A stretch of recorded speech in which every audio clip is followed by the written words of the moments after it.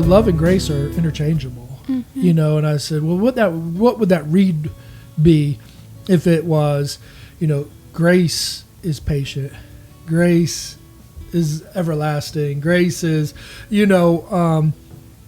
I can agree with that. Like, I can say my grace from my dad is everlasting, and I'm not trying to get weird. It's just sometimes it disconnects saying I love this person after so much trauma. But I do. But it might be hard. So, what does that look like for you? Does that look like the same thing? I mean, should you start saying, I have grace for this person, and interchange that word from grace to love?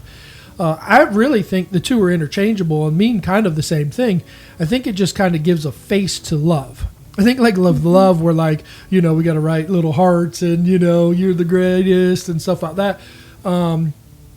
But what does it look like to have grace for an individual instead of quote unquote love? Well, I'm going to go off on a rabbit trail. I hope that's okay. Yeah, rabbit away. With you bringing that up, one of the most beautiful revelations that I've ever heard about that passage in the Bible is God is love, and we're in God, and God is in us, and therefore that's our true identity. So while you're saying grace is this, you're saying it as an action of you giving out grace. But like you were referring to how we take on our parents' beliefs of who we are and how we need to let that go, that's probably one of the most empowering ways we can do that, is to realize I am patient, I am kind, I keep no records of wrongs. Like, if we're going to challenge ourselves in any area in our relationships, especially the relationships that have brought us so much damage and hurt and trauma, it would be to live out of our true identity, which is exactly that, which is the love verse in Corinthians, which is our truest identity. It was why we were created. So you are patient with your dad. You are kind with your dad. You don't keep any records of wrong with your dad. It's beautiful. It's humbling. You are enough. You're steadfast.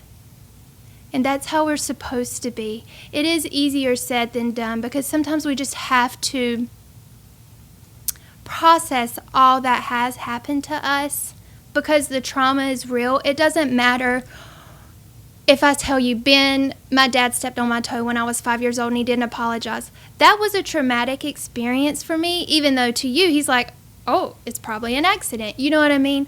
Every person's trauma is real to them. And there is a process to being able to bring that to the surface and to let it go. But I think, especially for us that are trying to do good with parenting, like I'm investing my entire life into my kids because I just love them so, so much. We want to know our truest self so we can pour that into them instead of what we've been given. Can I check this by my truest identity?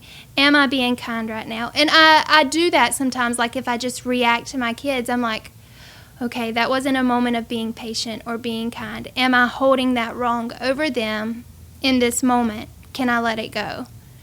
We also have to give ourselves grace in those moments. But I think when we know our truest identity and we can go back and remind ourselves of it, that's when we're going to be pouring out the most love and the most grace, is to realize it doesn't matter if he picks up the phone or not. I'm still love. I'm still patient. I'm still kind. Well, it's interesting that you said something, and I think we should recognize these things. Like you said, if you say something to your kids, you're then like, ooh, was that too harsh? Ooh, mm-hmm. Was that the right thing? Ooh, did I do what was good for them? And I think we need to recognize that about our own parents, our own situations. How many times have they also felt the hurt without apologizing for it? Has you've probably been damaged by something that your parents have said or reacted or something like that, and you don't know that there's a possibility that it eats him up inside. There might be something eating up my dad inside. Maybe it is because of his dad. Maybe it is because he got a divorce. Maybe it is because he feels like he's not good enough qualified dad to be dad, or so maybe he's working through drama. And that's why I say, is he doing the best that he can? Now, again, how much of my life do I have to apply to pulling him? Okay, come on, be a better dad. Okay, come on, or is it okay for me to live my life with my kids? And when he's ready, be ready. When he's not ready, be ready not to be ready. There's kind of a two-part scenario on that, and I think it's okay to say, there's kind of saying out there, you do you, I'll do me. I'll give you the grace, you give me the grace. Give me the grace that I don't have to call you all the time to baby you, to pull you along, or, constantly say, forgive me, or I forgive you, or I think that's just a whole lot of drama, and as long as you're having to reapply drama of forgiveness and what about this and let's talk about that again and let's do this again and are you still upset that I'm gay? What if they can not believe in being gay, but they can believe in loving you? I think that's the mark for me today is, when can we put aside our beliefs on both sides? Our beliefs to the people above us and our beliefs to the kids below us. Put our beliefs aside and love our parents with grace and love our kids with grace. My kids are still young, so I don't want to feel like I've achieved all things. And I know what they're going to go through. And I know that there's going to be some situations and I'm going to be like, well, that was wrong. And, but will I give enough grace to, instead of saying that was wrong in the view of me, in the view of my beliefs, that was wrong? Because here's the thing you got to think about. If a kid does something, his belief was, that's right.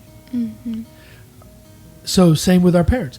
If our parents did something, their belief was that was right. When will we give people the ability to say, I believe you believe that was right, but for me personally, it was really wrong. It was really damaging. You didn't calculate this thing correctly. I will give you the grace that you believe that was right, and it's okay, but I do not want to take that belief on. And how can you live still on this earth with that